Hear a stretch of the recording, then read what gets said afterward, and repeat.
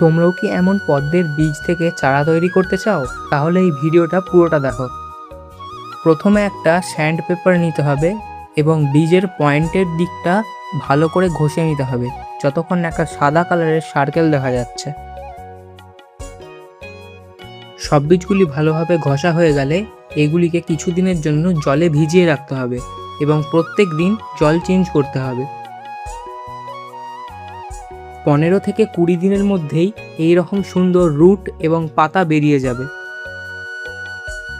তারপর এই চারাগুলিকে কাদা মাটিতে ঠিক এই রকমভাবে বোস করিয়ে নিতে হবে। দ্বিতীয় চারাটাও ঠিক একইভাবে বোস করিয়ে নিতে হবে।